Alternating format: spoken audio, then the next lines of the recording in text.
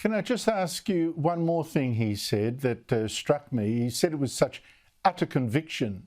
Paul Keating also claimed the Virginia-class submarines were not just too expensive, these are the ones we're buying from America, but they're also too big. Could you fact-check this claim for us? Here he is.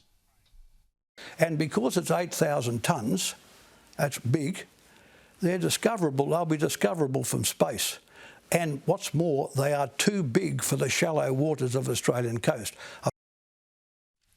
General Keane, is Paul Keating right? Are these submarines too big and discoverable even from space? No, they're not too big. I'm sorry for laughing, but it seems quite preposterous. I mean, we have nuclear weapon submarines that are on patrol 24/7, and Russia and China cannot detect them. They are stealth submarines.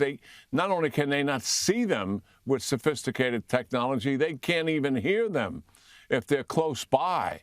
It's the singular military advantage that the United States has over the PLA, their Air Force, Navy, and ground forces, are submarines in general, because they're all nuclear and they're stealth and they're difficult to detect in any form or fashion. I totally disagree with that claim.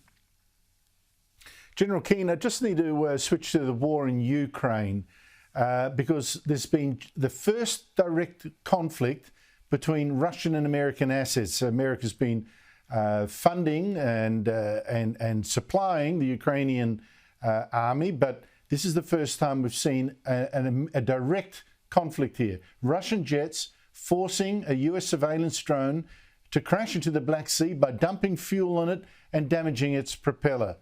The US Defense Secretary has rung Russia's defense minister to stop this getting out of hand, but how serious do you think this is? Well, this has been a pattern that the Russian fighters have been doing actually prior to the war in Ukraine. And that is harassing our fighter pilots, harassing our bombers, and at times being quite reckless and dangerous, not only to our crews, but to themselves. They flew 19 passes over this drone that's flying obviously at a much slower speed, so much that it just whizzes by them. The fuel was released to contaminate the ability of the cameras to take pictures. This drone, by the way, so our viewers understand, is providing significant intelligence to the Ukrainians on Russian locations and Russians' preparation to move to different locations. This is a matter of public record. I'm not releasing classified information here. So that is why they were harassing it, because it is a threat to them. And I think we don't know exactly what happened, but they may, in the 19th pass, one of the pilots, in coming up, approaching the drone from the rear, popped up real quick and clipped the propeller. He was fortunate that he didn't lose his own aircraft, and obviously the drone was hurt. And the remote pilots, these drones come out of Romania, they're U.S., but that's where the pilots are, ditched the drone in the sea. It knew the mission was over at that time.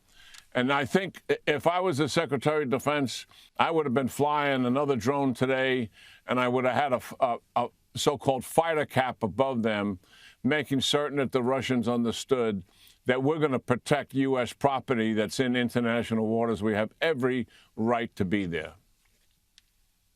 General Jack Keane, always fascinating to talk to you. Thank you so much indeed for your time. Yeah, great talking to you, Andrew, and your audience. Thank you.